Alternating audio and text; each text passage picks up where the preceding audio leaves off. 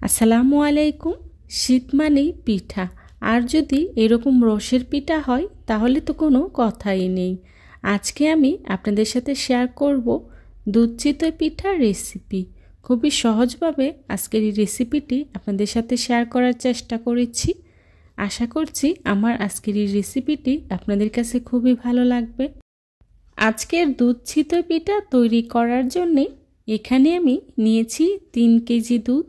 Of ক্যামেরায় দুধটাকে আমি খুব ভালো করে জাল করে নিয়েছি, আর আমার দুধটা অনেকটাই ঘন হয়ে এসেছে। এখন এর মধ্যেই দিয়ে দিচ্ছি খেজুর গুড়। আমি এখানে খেজুর গুড়টা ব্যবহার করেছি, আপনারা চাইলে চিনি দিয়েও তৈরি করে নিতে পারেন, তবে খেজুর গুড়টা দিয়ে তৈরি করলে খেতে ভীষণ মজার হয়।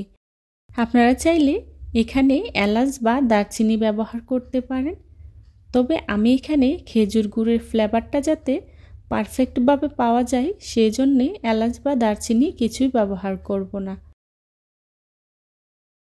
দুধটা অনেকটাই ঘন হয়ে এসেছে।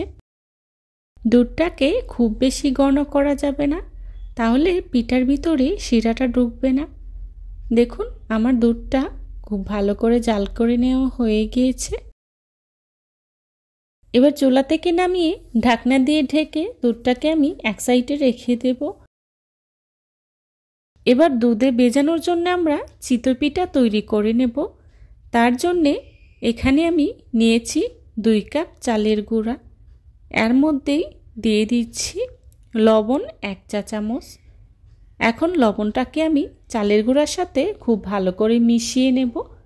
মেশানো হয়ে গেলে হালকা কুসুম গরম পানি দিয়ে পাতলা একটি ব্যাটার তৈরি করে নেব।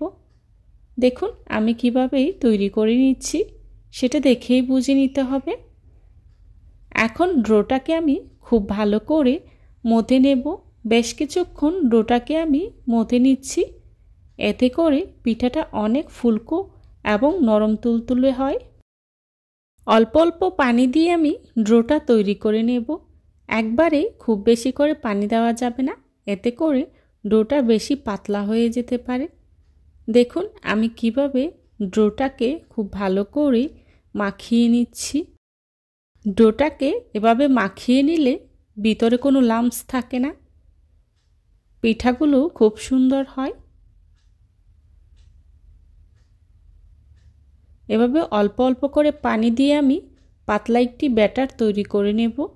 আপনারা নিশ্চয়ই জানেন চিতই পিঠার ব্যাটার কিন্তু অনেকটাই পাতলা টাইপের হয়। দেখুন আমার ব্যাটারটা প্রায় তৈরি করে নেওয়া হয়ে গিয়েছে।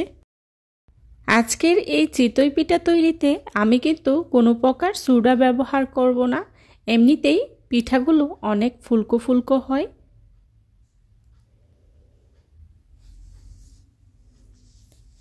আমি একটি চামচের সাহায্যে দেখিয়ে দিচ্ছি এর ঘনত্বটা।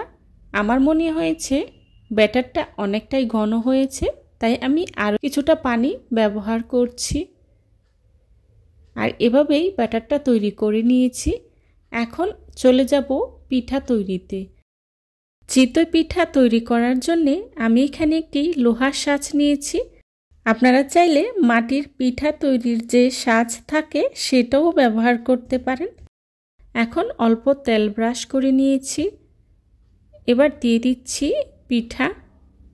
পিঠা দিয়ে ঢাকনা দিয়ে ঢেকে পিঠাটা তৈরি করে নেব। ফিরে এলাম কিছুক্ষণ পর। দেখুন আমার প্রথম পিঠাটা কতটা সুন্দর হয়েছে, অনেকটাই ফুলকো হয়েছে। আমি আরও একটি পিঠা তৈরি করে দেখাচ্ছি। দেখুন আমার পিঠাটা কতটা সুন্দর হয়েছে। চুলার আঁচটা মিডিয়াম টু লো হিটে রেখে পিঠাগুলো তৈরি করে নিয়েছি। চুলার আঁচ বাড়িয়ে দেওয়া যাবে না, এতে করে পিঠাগুলো পুড়ে যেতে পারে। আর এভাবে আমি সবগুলো পিঠা তৈরি করে নিয়েছি। এখন পিঠাগুলোকে দুধে ভেজানোর জন্যে এক এক করে আমি সবগুলো পিঠা আগে থেকে জাল করা দুধের মধ্যে দিয়ে দিচ্ছি। দেখুন আমি কিভাবে পিঠাগুলো দুধের শিরায় দিয়ে দিচ্ছি। আমার সবগুলো পিঠা দেওয়া হয়ে গেলে দুধটাকে আমি আরও কিছুক্ষণ জাল করে নেব। দুধটা যখন একটা বলক আসবে তখন চুলা থেকে নামিয়ে নেব। এতে করে পিঠার ভিতরে দুধের শিরাটা খুব ভালো করে ঢুকে যাবে। রেসিপি ভালো লাগলে বাসায় একবার হলেও ট্রাই করে দেখবেন, আর কেমন হয়েছে আমাকে কমেন্টস করে জানাবেন। দেখুন পিঠায় বলক চলে এসেছে। এবার চুলা থেকে নামিয়ে সারা রাত্র রেখে দেব। সারা রাত পর একটি পিঠা আপনাদের সাথে পরিবেশন করে দেখাচ্ছি। দেখুন পিঠাগুলো দেখতে কতটা সুন্দর হয়েছে, আর খেতেও কিন্তু ভীষণ মজার হয়েছিল। যারা এতক্ষণ ধৈর্য সহকারে আমার ভিডিওটি দেখেছেন তাদেরকে জানাই অসংখ্য ধন্যবাদ। এই ধরনের সব ঘরোয়া এবং মজার মজার রেসিপি পেতে আমার চ্যানেলটি ভিজিট করে আসবেন প্লিজ। আমার পরবর্তী রেসিপি দেখার আমন্ত্রণ জানিয়ে আজকের মতো এখানেই বিদায় নিচ্ছি।